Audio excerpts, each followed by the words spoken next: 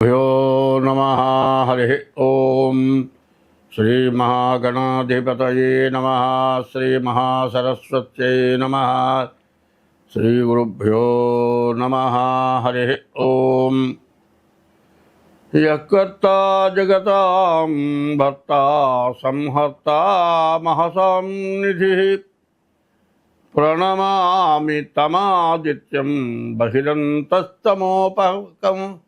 बहिरन्तस्तमोपहं भवत्यस्मिन् नक्षत्रमस्वीदस्रस्तुरङ्गमहत् आद्यस्तुरङ्गस्तुरगश्रोवाजी हयो हविः ఇప్పుడు మనం ప్రత్యేకించి చెప్పుకోవాల్సింది విశ్వావసనామ సంవత్సర యుగాది ఫలితాలు. యుగాది అనగా యుగానికి మొట్టమొదటిది యుగాది. ఈ యుగాది ద్వారానే పంచాంగం వచ్చింది. ఈ యుగాది ఎందుకు చెప్పుకుంటున్నాం, యుగాది ఎందుకు పూజ చేస్తున్నాం, యుగాది ప్రసాదం ఎందుకు తీసుకుంటున్నామో ముందుగా తెలియాలి. మరి ఈ యుగాది రోజున పంచాంగ శ్రవణం ఎందుకు చేయాలనేది ముందుగా తెలుసుకోవాలి. శ్రీకళ్యాణ గుణావహం రిపుహరం. ఈ రోజున పంచాంగం, యుగాది రోజున పంచాంగం అంటే మన ఇంట్లో శుభకార్యాలు జరుగుతాయి.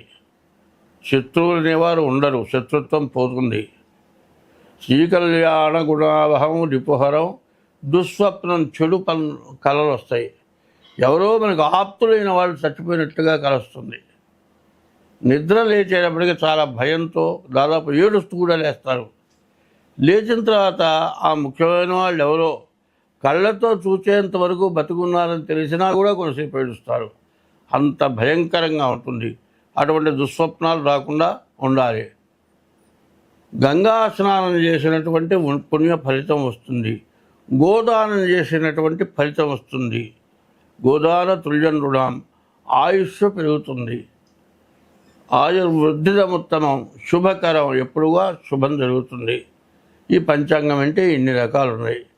కాబట్టి ఈ శ్లోకంలో చెప్పారు, శ్రీకళ్యాణ గుణావహం రిపుహరం దుస్వప్నదోషాపహం గంగా స్నాన విశేష పుణ్యఫలదం గోదాన తుల్యనృణాం.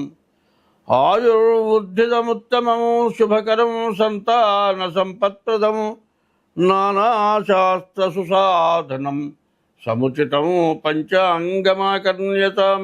ఈ పంచాంగం వింటే ఇంత మంచి ఫలితం వస్తుంది. ఈ విశ్వావసనామ సంవత్సరం కందాయ ఫలాలు చెప్పుకుందాం. ఆది శూన్యే మహావ్యాధి అంటే సంవత్సరానికి 3 కందాయాలు, అంటే ఒక్కొక్క కందాయం 4 నెలలు, 4 3 12 నెలలు, 3 కందాయాలు వస్తాయి. ఆది శూన్యే మహావ్యాధి. మొదటి కందాయం 0 ఉంటే వ్యాధి, రెండో కందాయం 0 ఉంటే ఆది శూన్యే మహావ్యాధి. మధ్య శూన్యే మనోవ్యధ. మధ్య కందాయంలో 0 ఉంటే మనోవ్యాకులత ఉంటుంది. అంత్య శూన్యే ఫలం స్వల్పం. చివరి కందాయం 0 ఉంటే వచ్చే ఫలితం తక్కువగా ఉంటుంది. త్రిశూన్యే నిష్ఫలం భవేత్తు. 3 కందాయాల్లో 0 ఉంటే ఏమీ ఉండదు అని అర్థం. దీనికి అది చెప్పడం కుదరదు కాబట్టి ఒక్కసారి చెబుతూ ఉన్నాను. వరుసన చదువుకుంటూ పోతే ఏ సంఖ్య ఎట్లా వచ్చిందో మీరు చూసుకోవడం మంచిది. మఖా నక్షత్రానికి మొదటి కందాయం 6, రెండో కందాయం 0, మూడో కందాయం 2. పుబ్బా నక్షత్రానికి మొదటి కందాయం 1, రెండో కందాయం 1, మూడో కందాయం 4. ఉత్తరా నక్షత్రానికి మొదటి కందాయం 4, రెండో కందాయం 2, మూడో కందాయం 3.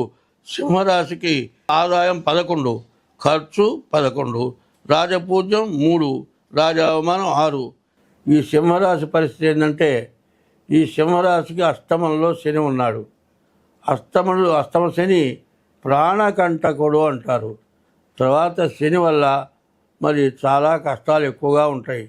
శుక్రుడు బుధుడు బాగున్నాడు. వివాహం అయ్యే వాళ్ళకి వివాహం అవుతుంది. తర్వాత బుధుడు వల్ల వ్యాపారం సాగుతుంది. అది తప్పితే మిగతావి ఏవి బాగాలేవు. తర్వాత 12ంట కుదురు ఉంటాం. వ్యాధులు రావడానికి, మరి అష్ట కష్టాలు పట్టడానికి కూడా బాగా అవకాశం ఉంది. కాబట్టి ఈ సింహరాశికి ఏమీ బాగాలేదు అని చెప్పాల్సి వస్తుంది. ఈ సింహరాశి వాళ్ళు ముందు మీ డేట్ ఆఫ్ బర్త్ చూపించుకొని డేట్ ఆఫ్ బర్త్ ద్వారా మీ జాతకాన్ని చూపించుకొని ఏమన్నా దోషాలు ఉంటే దోషాలకి పరిహారాలు చేయడం చాలా అవసరం. ఈ సింహరాశి వాళ్ళు ప్రతిరోజు కూడా చీమల పుట్టలకు బియ్యపు రవ్వ పంచదార వేయాలి. పొద్దున్నే స్నానం చేసి సూర్య నమస్కారం చేసి బియ్యపు రవ్వ పంచదార కలిపి పుట్టలకు వేయటం, శివాలయానికి పోవటం, శివ దర్శనం చేసుకోవటం, నవగ్రహాల ప్రదక్షిణ చేయటం, ఇట్లాంటివి చేయటం వల్ల కొంతవరకు బాధల నుండి బయటపడతారు. ఇవన్నీ గాక మీ డేట్ ఆఫ్ బర్త్ ద్వారా కానీ, మీ డేట్ ఆఫ్ బర్త్ లేకపోతే హస్త సాముద్రిక ద్వారా కానీ మీ జాతకం చూపించుకోవడం చాలా అవసరం. కావాలంటే కింద మా ఫోన్ నెంబర్ ఉంటుంది. ఫోన్ నెంబర్ ద్వారా మీ జాతకాన్ని చూపించుకోవడం చాలా మంచిది. ఈ 12 రాసులకి ముఖ్యంగా చెప్పేది ఏమిటంటే ప్రతి వాళ్ళు కూడా ముందు చాలా కష్టాలు పడటానికి అవకాశం ఉంది. ప్రతి వాళ్ళు కూడా సుఖంగా ఉండాలి, ఆనందంగా ఉండాలి, చివరికి మోక్షానికి పోవాలి అనే కోరిక అందరికీ ఉంటుంది. కష్టం రావాలి, పాపం చేయాలి, బాధలు పడాలి అనే మాట ఎవరికి రాదు. మరి బాధలు వచ్చినప్పుడు ఈ బాధలు ఎట్లా పోతాయి అని ఆలోచిస్తారు. అయితే బాధలే రాకుండా ఉండాలి అంటే ఎప్పుడు కూడా పుణ్యమే చేయాలి, ఎప్పుడూ దేవుణ్ణే పూజించాలి, ఎంత కష్టమైనా భగవంతుడినే స్మరించాలి. భగవంతుడు తప్పితే రెండోవాడు ఆధారం లేడు.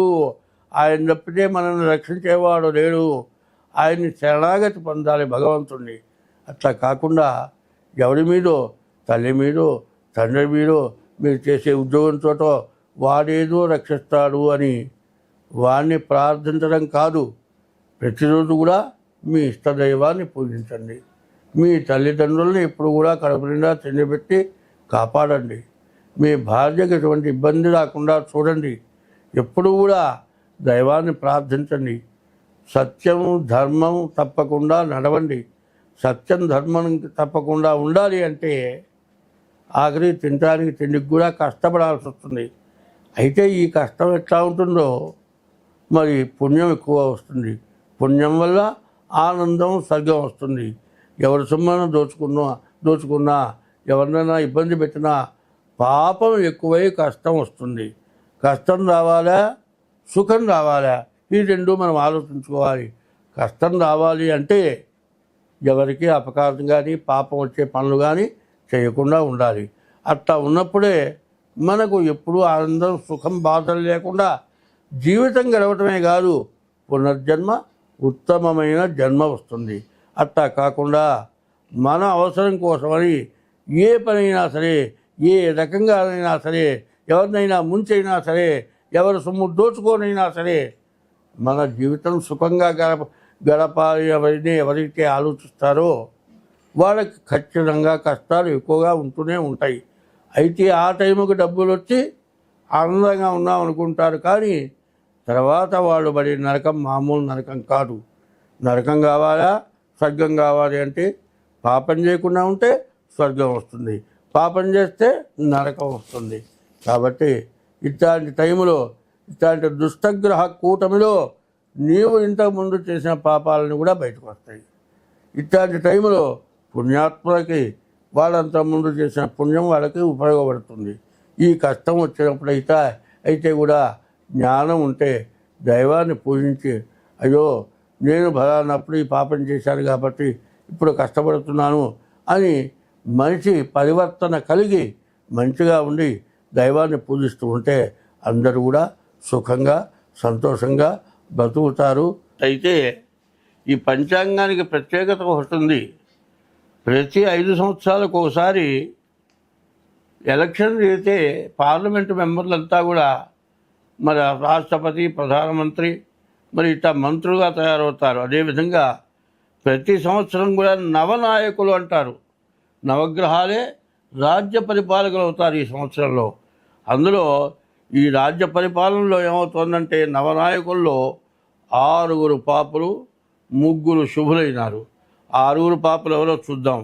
మరి విశ్వావసనామ సంవత్సరంలో రాజు రవి, మంత్రి చంద్రుడు, మరి సైన్యాధిపతి మళ్ళీ సూర్యుడు, సస్యాధిపతి గురువు, ధాన్యాధిపతి కుజుడు, అర్ఘ్యాధిపతి రవి, మేఘాధిపతి రవి, రసాధిపతి శని, నీరసాధిపతి బుధుడు, ఇట్లా 9 ఆధిపత్యాలు వచ్చినాయి. 9 4 రవికి వచ్చినాయి, 3 శుభగ్రహాలకు వచ్చినాయి, 1 శనికి వచ్చింది. అందువల్ల చాలా ఇబ్బందికరంగా, చాలా కష్టతరంగా ఉంటుంది. రాజ్యంలో మరి ఎట్లా ఉంటుందంటే కేంద్రంలో పరిపాలకుల్లో ఒకళ్ళకొకళ్ళకి పడదు. తర్వాత వీళ్ళు కాకుండా మరి ఉద్యోగస్తులు ఉన్నారు, వీళ్ళకి సహకరించే ఉద్యోగస్తులకి వీళ్ళకి పడదు, మరి ప్రతిపక్షానికి వీళ్ళకి పడదు. ఇట్లా రాష్ట్రంలో కూడా అధికార పార్టీ వాళ్ళకి ఒకరికొకరికి పడదు, మరి పైనున్నటువంటి ఈ ప్రతిపక్షానికి పడదు.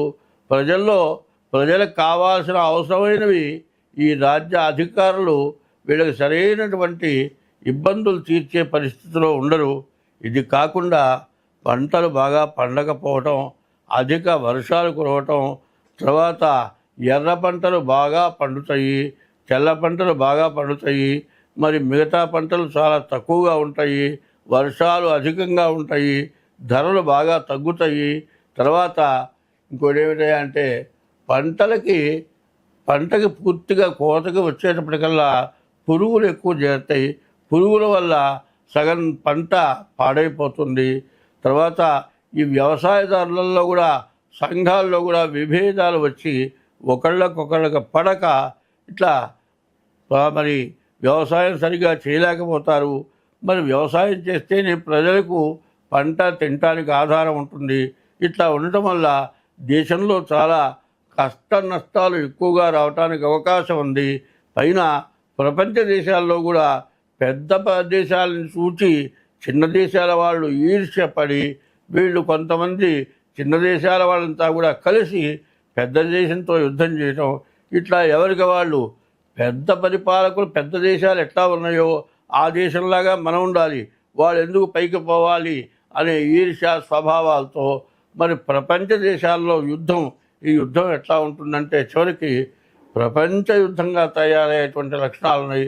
కుటుంబ సభ్యుల్లో భార్యాభర్తలకు, అన్నదమ్ములకు, అప్పచెల్లెలకు, అత్తాకోడలకు, మామ అల్లుళ్ళకి ఇట్లా విరోధాలు ఎక్కువగా వచ్చి కోర్టులకెక్కే పరిస్థితులు ఉన్నాయి. కాబట్టి ఎవరికి వాళ్ళు ఎన్ని సమస్యలున్నా సర్దుకొని చక్కగా ఉండటం చాలా మంచిది.